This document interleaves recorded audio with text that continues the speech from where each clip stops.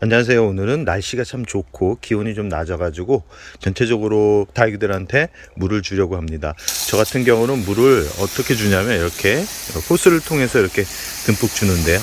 이렇게 주다 보면 보통은 물조리개를 주면 충분하게 주는데 이렇게 호스를 뿌려주면 충분하게 물을 주기가 쉽지 않기 때문에 한 화분에 많은 시간을 좀 들여가지고 물이 아래로 빠질 수 있게 물을 주는 게 중요하다라는 말씀을 꼭 드리고 싶습니다.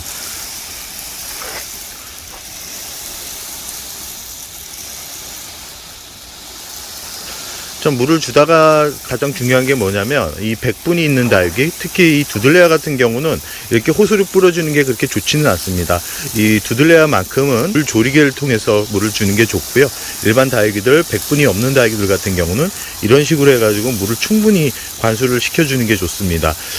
이렇게 호수를 뿌려주게 되면 충분하게 물을 주지 못하기 때문에 가끔은 물 양이 부족해가지고 물을 주고 나서 또 부족한 현상이 발생할 수 있습니다.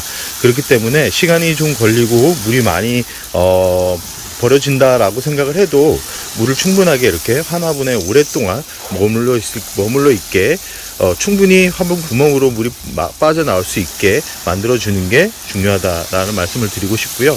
물을 얼마만큼 주는지 한번 영상을 통해서 확인한다 그러면 집에서도 충분히 이런 식으로 물을 주게 되면 이 물조리개 주면 시간도 시간이지만 힘듭니다. 이런 식으로 해가지고 물을 주게 되면 시간도 줄일 수 있고, 그리고 한 번에 쉽게 수분을 보충해 줄 수 있다라는 장점이 있기 때문에 한번 참고를 해 주시는 게 좋고요. 물을 줄 때는 이렇게 물을 주고 나서는 꼭 확인해야 되는 부분이 뭐냐면 이 생장점에 있는 다육이들, 생장점에 이렇게 수분이 머물러 있는 다육이들 같은 경우는 꼭 이 생장점에 있는 그 수분을 제거를 해 주셔야 됩니다. 그 영상은 뒷부분에 자세하게 말씀드리도록 하겠습니다. 우선 물은 어느 정도 주는지 영상을 통해서 계속 한번 확인해 보시기 바랍니다.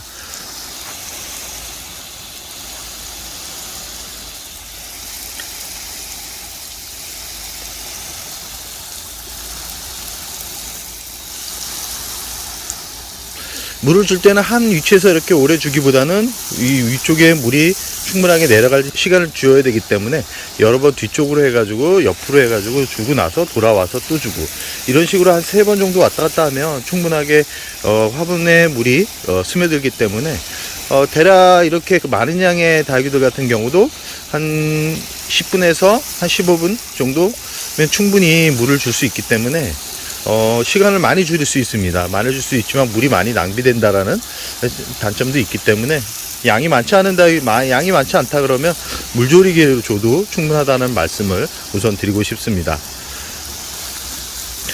특히 오늘은 왜 제가 이 호수로 이렇게 뿌려주냐면 이 송화가루가 얼굴에 너무 많이 떨어져 가지고 좀 지워주기도 하고 깨끗하게 세수도 시킬 목적으로 이렇게 물을 주는 거기 때문에 이런 식으로 주는 것을 그렇게 저 같은 경우는 선호는 안 합니다. 선호하지는 않지만 시간이 부족하거나 아니면 지저분한 얼굴을 전체적으로 세수를 시켜주고 싶다 그러면 이런 방법도 괜찮다라는 걸 보여드리기 위해서 오늘 호수로 뿌려주는 이런 방법도 있다라는 걸 보여드리기 위해서 영상을 찍은 거니까 참고만 해주시기 바랍니다. 물의 양은 또 이렇게 주면 한 번에 이렇게 왔다 갔다 하다가 끝나시는 분들이 있는데 절대 그렇게 왔다 갔다 끝내지 마시고 충분하게 화분에 물이 스며들 수 있게 만들어줘야 된다는 거 꼭 참고해 주시기 바랍니다.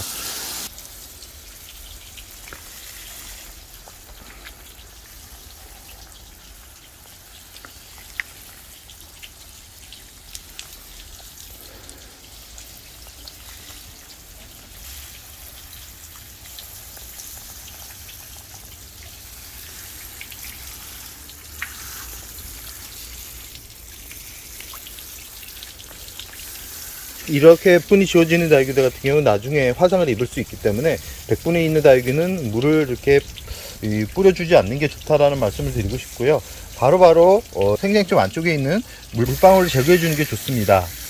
그리고 물을 줄 때 꼭 주의해야 될 점이 뭐냐면 이 물을 주면서 잎을 보지 않고 그냥 물만 주다가 가시는 분들이 있는데 이렇게 물을 주다 보면 잎이 무르는 그런 다육이들이 있거든요. 무르는 다육이들 같은 경우는 물을 이런 식으로 주면 안 되고, 좀 그 다육이 같은 경우는 줄기나 그런 전체적인 부분을 잘 살피셔가지고 물을 주는 게 좋고요. 분갈이한 다육이들 같은 경우, 뿌리를 바로 제거한 다육이들 같은 경우도 물을 줄 때는 좀 조심해서, 그런 다육이들 같은 경우는 좀 잎이 말랐는지, 아니면 줄기가 말랐는지, 아니면 줄기 부분이 검게 변했는지, 그런 부분을 잘 살피셔가지고 물을 줘야 됩니다.